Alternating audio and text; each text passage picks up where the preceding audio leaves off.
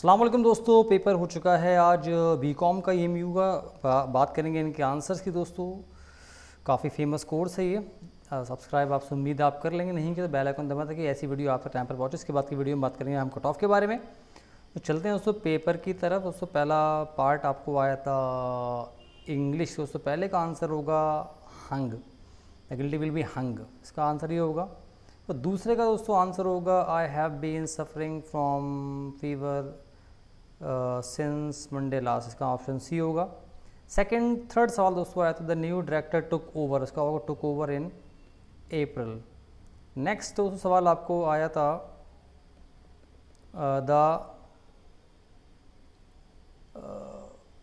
They had been sailing for 2 hours when the storm suddenly broke, ये होगा option B होगा। Next आपको आया था सवाल व्हाट इज़ नीडेड, इसका ऑप्शन डी सही होगा। इसमें बच्चे अटके होंगे। नेक्स्ट आया था John is as rich as if not, इसका ऑप्शन सी सही आंसर होगा। नेक्स्ट सवाल आपको आया था द मीनिंग ऑफ इनएविटेबल, इसका होगा नेसेसरी, इसका आंसर ये होगा ऑप्शन बी। नेक्स्ट आपको आया था he kept us all in suspense, इसका होगा option B regarding his future plans. Next सवाल आपको आया था the meaning of indict, indict का मतलब होगा accuse formally by legal process, तो ये इसका आंसर होगा ऑप्शन डी। नेक्स्ट आपको आया था द मीनिंग ऑफ मॉडिकम, मॉडिकम का मतलब होगा लिटिल, इसका ऑप्शन डी सही आंसर होगा। नेक्स्ट आपको आया था अननोन ऑथरशिप इज, इसका होगा एनोनिमस। नेक्स्ट सवाल दोस्तों आपको आया था a disease which is spread by direct contact, इसका होगा कॉन्टेजियस। नेक्स्ट आपको आया था एनोनिम ऑफ स्ट्राइफ, स्ट्राइफ का मतलब होता है, इसका स्ट्राइफ का अपोजिट होगा पीस, इसका मतलब वॉरी होता है स्ट्राइफ। सो नेक्स्ट सवाल आपको आया था निप इन द बट का होगा to destroy in the early stages. Next आपको आया था how dare you speak to me like that you impudent fellow, option A सही आंसर होगा। नेक्स्ट आपको आया था no one is allowed to go beyond this point, इसका option भी सही आंसर होगा। Next F in the blank I can not understand how can you think of going to Kashmir without वूलनी clothing. Next आपको आया था आई सिंपैथाइज विद यू, इसका option D सही answer होगा। नेक्स्ट आपको आया था if you would see him give him my regard, इसका ऑप्शन डी सही होगा। इसमें थोड़ा डाउट ध्यान रखिएगा। इसमें the number of orders for that item, इसका होगा ऑप्शन बी में, इसमें एरर है, ठीक है, इसमें एरर है। उसके बाद 20 सवाल आए थे, 25 आए लेकिन 20 आए थे। तो उसके बाद आगे GK the first speaker of the Lok Sabha was, इसका होगा GV मावलंकर। नेक्स्ट आपको आया था nephrology is the study of, इसका होगा किडनी। नेक्स्ट सवाल, इस सवाल बच्चे बहुत अटके होंगे, शायद किसी का तुक्का लग गया हो। Gujarat, Madhya Pradesh and Maharashtra, in 3 state से ये रिवर फ्लो करती है। नेक्स्ट आपको आता है one of the famous quote democracy is good I say this because other system are worse identify the personality, इसका होगा जवाहरलाल नेहरू। नेक्स्ट आपको आया था Han Kang the South Korean writer achieve, इस सवाल शायद ही कोई कर पाया, उसका आंसर होगा द वेजिटेरियन। ये बहुत ही महान सवाल था, ये सवाल ही बहुत महान आया था। Who became the world first व champion from India for cruising championship 2014, इसका होगा विक्रम जोशी।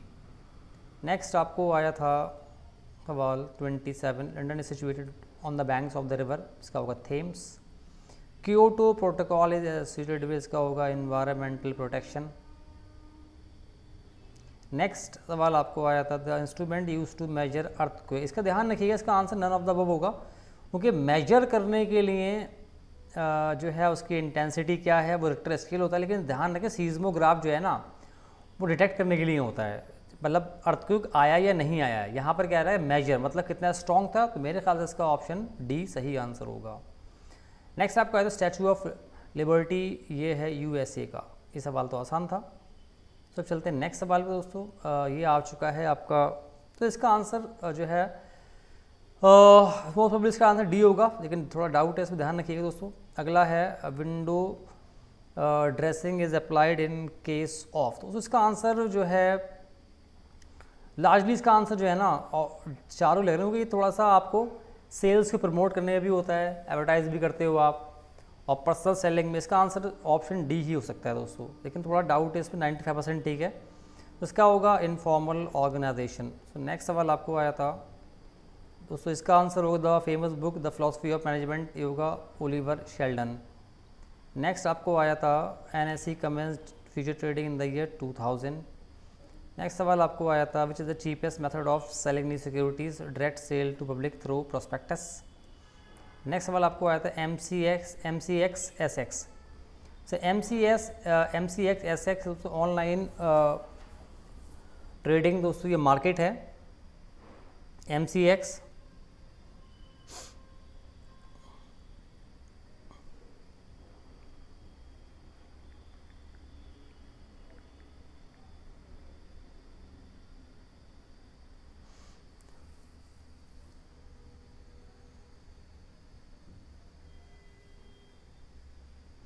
उसके बाद दोस्तों नेक्स्ट सवाल आपको आया था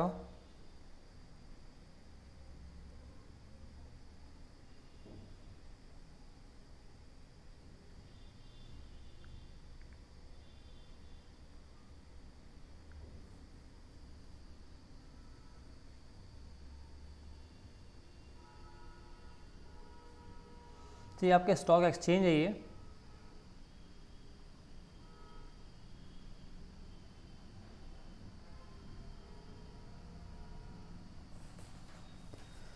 सो ये इसका दोस्तों थोड़ा सा डाउट है, इसको अभी छोड़ देते हैं। New issue market is an integral part of, इसका दोस्तों कैपिटल मार्केट। नेक्स्ट सवाल दोस्तों आपको आया था कोऑर्डिनेशन क्या होता है, एसेंस ऑफ मैनेजमेंट है। तो नेक्स्ट सवाल आपको आया था मार्केटिंग मिक्स क्या होता है। सो मार्केटिंग मिक्स जो है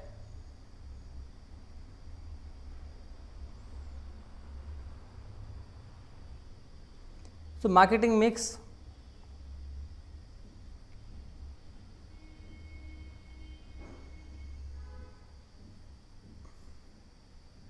मार्केटिंग मिक्स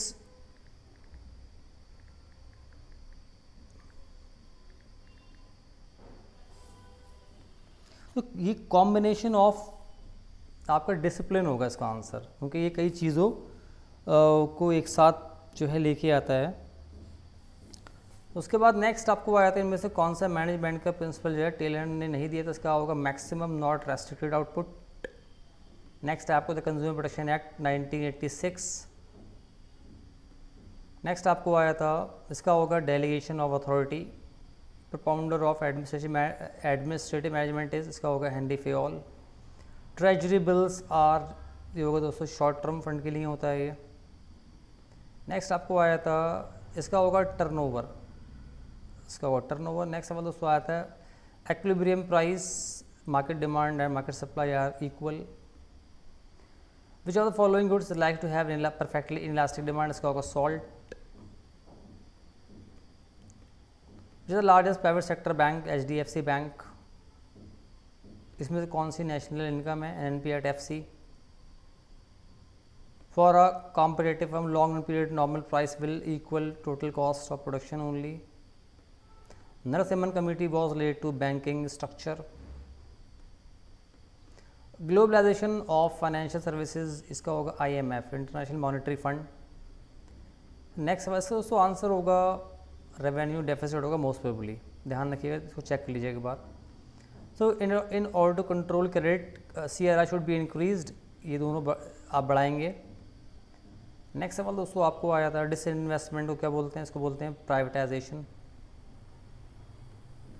नेक्स्ट सवाल दोस्तों आपको इसको छोड़ दें दोस्तों, इसका होगा the first moment about mean is zero. Next आपको आया था life is related to death in the same way hope का होगा despair. Which are the following is always found in bravery, इसका होगा करेज। नेक्स्ट सवाल दोस्तों आपको आया था फाइंड द ऑर्डर, इसका दोस्तों होगा स्कूल ही होगा मोस्ट प्रोबेबली, च्यू ड्रूल, इसका दोस्तों स्कूल ही होगा। नेक्स्ट सवाल दोस्तों आपको इसका दोस्तों होगा ऑप्शन ए। नेक्स्ट सवाल दोस्तों आपको आया था इसका दोस्तों आंसर होगा सब में 6 का डिफरेंस है 25। Arm is to hand, leg is to foot. Next सवाल दोस्तों आपको आया था 3-5 ने, इसका होगा 33। फाइंड आउट, इसका दोस्तों ये अच्छा सवाल था, इसका आंसर मोस्ट प्रोबेबली होगा ए, क्योंकि ये तीनों जो स्टेजेस है ना ये आफ्टर बर्थ हैं, ये जो है मतलब बिफोर बर्थ है, तो इसका आंसर मेरे ख्याल से ए होगा। Find the odd one, so odd one इसके इसमें मेरे ख्याल से होगा 4, क्योंकि यही आपका इसके अंदर स्क्वायर नंबर है, बाकी सारा कोई इसमें स्क्वायर नंबर नहीं है। नेक्स्ट सवाल दोस्तों आर्मी लॉजिस्टिक्स, तो इसका आंसर जो है बिजनेस स्ट्रैटेजी होगा। आर्मी के लिए लॉजिस्टिक बहुत ज़रूरी होती है, ऐसे बिजनेस के लिए स्ट्रैटेजी बहुत ज़रूरी होती है। सो उसके बाद बाकी ये 4-5 सवाल जो आपको आए, सो ये आपका डेसाइल है। डेसाइल दोस्तों ये 10 इक्वल पार्ट में डिवाइड करेगी ये डेसाइल। दोस्तों ये डेसाइल 10 इक्वल पार्ट में डिवाइड करेगी किसी भी जो है वो डेटा को।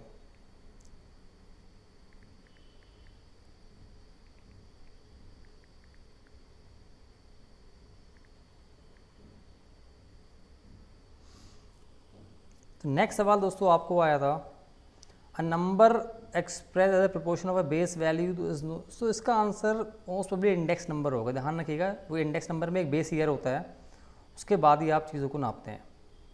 सो बाकी ये सॉल्व करने वाला पार्ट है इसका दोस्तों आंसर होगा सबसे ज़्यादा होगा हाई कोरिलेशन है आपका 0.85। तो उसके बाद हेड और टेल इसका होगा 1/2। दोस्तों लगभग मैंने आपको ये 65 के अराउंड मैंने आपको बता दिए इसके आंसर। कुछ आंसर यहाँ हो सकते हैं, 2-3 आंसर ध्यान रखिएगा, लेकिन 95% लगभग आंसर इसमें ठीक होंगे। मिलूंगा आपसे अगली वीडियो में। खुदा हाफिज़।